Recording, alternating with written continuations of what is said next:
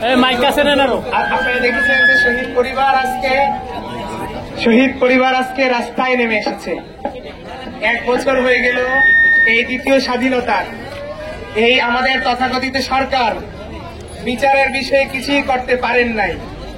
তারপরেও একে তো আসামি একদিক থেকে আসামি গ্রেফতার করা হচ্ছে না, যেই 25% আসামি গ্রেফতার করেছে তাদেরকেও নেগোসিয়েশন করে টাকা খেয়ে আইন মন্ত্রণালয়ের মদদে তাদেরকে আজকে জামিনে মুক্ত করে দিচ্ছে।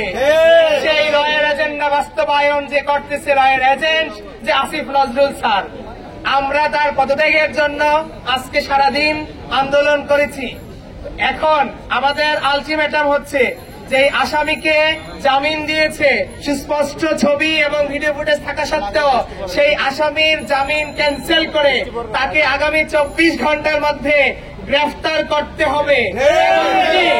এবং কি আগামী বৃহস্পতিবার সন্ধ্যা 6টার মধ্যে প্রধান উপদেষ্টাকে আবেদন জানাচ্ছি, উনি আইন উপদেষ্টাকে শোকজ করে কেন এই জুলাই অভ্যুত্থানের ছাত্র জনতাদের যে খুন করেছে, এই জুলাই অভ্যুত্থানের হত্যা মামলার আসামিদের জামিন দিচ্ছে, সেটার ব্যাখ্যা উনি প্রধান উপদেষ্টার কাছে দিবে।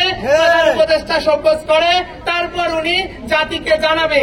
যদি তা না করে আগামী বৃহস্পতিবার দিন আমরা সারা বাংলাদেশ থেকে শহীদ পরিবার আসবে, আহত পরিবার আসবে, ছাত্র জনতা আসবে। আমরা আগামী রোববার দিন আমরা সারা বাংলাদেশ থেকে শহীদ পরিবার আসবে, আহত পরিবার আসবে, ছাত্র জনতা আসবে। আমরা সচিবালয় এবং প্রয়োজনে যমুনা ঘেরাও করবো। ধন্যবাদ। এবং যেই দুইজন বিচারপতি জামিন দিয়েছে আগামী বৃহস্পতিবারের মধ্যে তাদেরকে বহিষ্কার করতে হবে।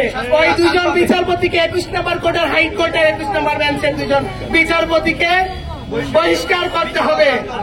এবং কি আজকে যেই পুলিশ বাহিনী শহীদ পরিবারের উপরে